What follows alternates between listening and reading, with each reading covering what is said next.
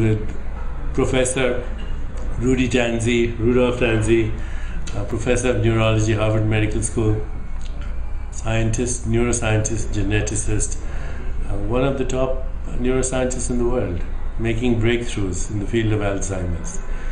And so, Rudy, we were talking about that conscious moment, when possibility waves collapse, and in probably a microtubule in the brain. And as soon as they collapse, they have what is called a conscious moment. There is an observer and there is an object of observation. Before that, there were only possibility waves. Okay? So, that moment of subject-object split is a moment of creation, in a sense, because observer and observed have come into existence out of a field that was only possibilities. And this is how unity, duality, and multiplicity occurs. So in this model, if you have a collective consciousness that is intimate with this universe and the energy and matter that makes up this universe, so you have all of the energy and matter which is evolving. So you have from the particles, and you keep evolving into higher and higher ordered energy states.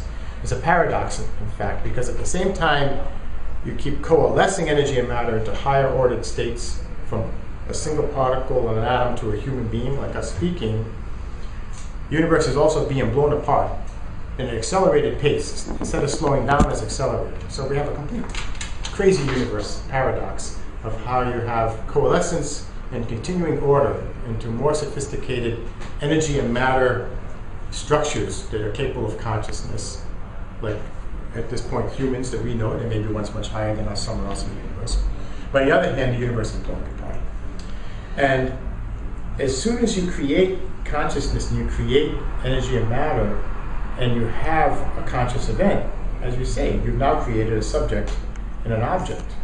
But before that, the collective consciousness was just one. So the essence of existence for us as energy matter-based beings in the universe is that we're capable of duality. We can be a subject, we can be an observer, we can identify with the observed. But the question is, who are we really? Are we the subject or are we the object? Or are we both or are we neither? So I'm asking well, I would say we are the field of potential that sees itself both as the subject and the object, which is, of course, Tattvamasi, I am that, you are that, all this is that, and that alone is. Right. And that is the transcendent being before the subject-object split. Right. It's the transcendent being becomes the subject and the object in that moment of subject-object split. So you would say we're neither the observer Not the observer. or the observed. There is a self that is pure potentiality. That's it. And that when you have this conscious moment, and you create this duality, pure potential has become the actual. What we call the actual. So, if we really go further, you say, what is the purpose of all this? What is the purpose of the universe, the evolution of the universe, purpose of life? It seems to be to convert the potential, Into the however small we're doing it, with whatever tiny little brain we're able to do it, whatever sliver at a moment we can possibly achieve it, into the actual. And we will keep, and if you extrapolate, because scientists love to extrapolate, if something holds at this level of complexity, will it hold at the simplest level, like a particle, will it hold at higher levels of complexity? So take a single particle, an atom, now take all the way up, coalescence to human, and then think way out to some other being on another planet, or what we're going to evolve into with even higher levels of perception and cognition and sensory ability. Still, you're going to do the same thing. In a more sophisticated manner, you're going to take pure consciousness and collapse it into a duality of subject and object. But health, happiness comes from realizing that you are using this body. Yeah, and that you are using this brain to do this. It is not who you are. Don't identify even with the body and the brain that's doing this, because you're more than that. And if you want to truly feel really healthy and promote health of the body and happiness, realize that your body and your brain are here to serve you, and you are neither your body nor what you're now. You are the non-dual awareness, the non-dual consciousness, the immeasurable potential of all that was, is, and will be, that splits into object and subject in every moment of conscious experience. Hans-Peter Duhr, who worked with Werner Heisenberg, was a very good friend of mine and will be in Munich. I'm meeting him.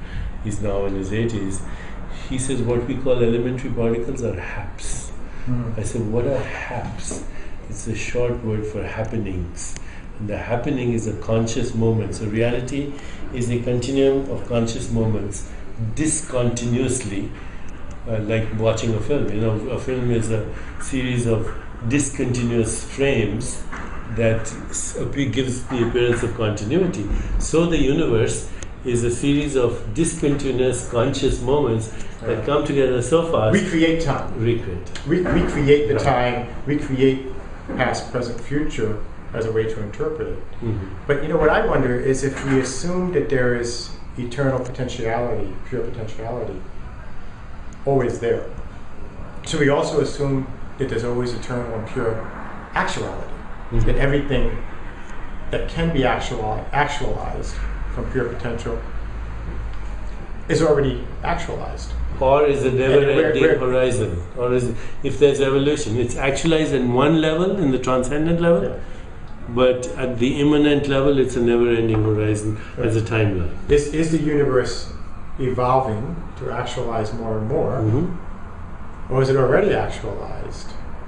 It's both. That's what religions call transcendent and immanent at the same time. It's both.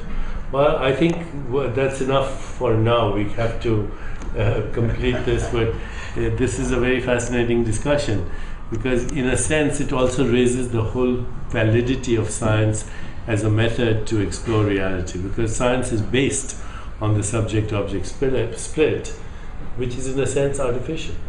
Nature is one. Okay, nature is before the subject-object. So how do you measure the universe from inside the universe? How does a microbe in the gut measure the human body? I would ask the question. We are little organelles inside the universe, and we're trying to measure it objectively as if we were outside, and there is no outside. I think there are two rules there: humility and open-mindedness. That's a perfect way to end.